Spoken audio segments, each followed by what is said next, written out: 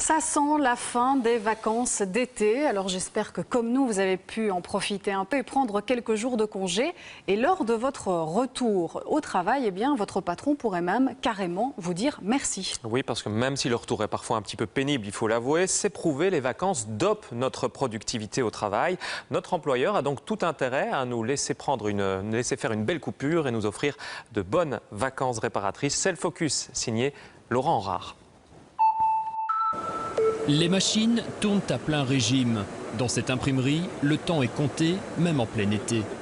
J'imprime des dépliants A3, j'en ai 30 000 à faire, ce qui équivaut à 3 heures d'impression. Un peu plus loin, c'est l'atelier d'impression textile. La mission du jour, personnaliser une dizaine de chemises pour les membres d'un comité local. À la manœuvre, c'est Antonin qui rentre de vacances.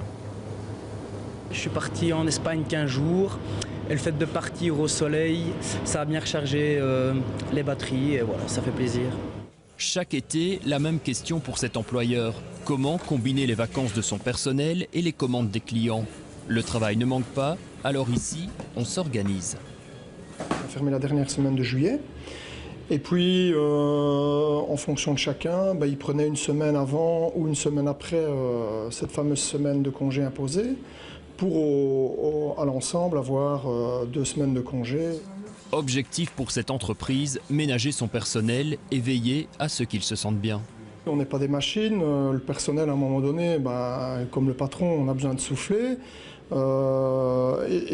Et on constate effectivement qu'après les vacances, tout le monde a rechargé ses batteries, on est reparti pour un cycle. Selon plusieurs études, les vacances ont un effet sur l'épanouissement du personnel et sa productivité. Elle augmenterait de plus de 30%.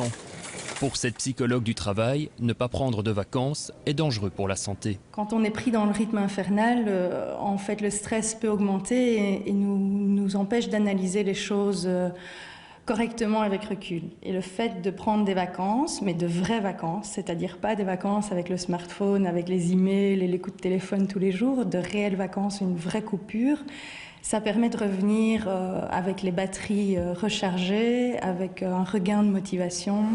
L'employeur a donc tout intérêt à encourager son personnel à partir en vacances.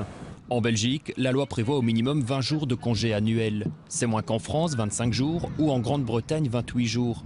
À cela s'ajoutent des jours fériés qui font grimper le compteur des congés. Faut-il encore pouvoir en profiter et partir longtemps?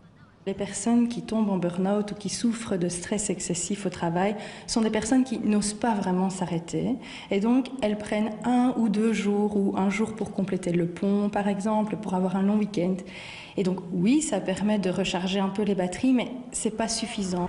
Et en cas de coup de blues, courage, tenez bon et gardez à portée de main un souvenir de vos vacances, histoire de vous remonter le moral.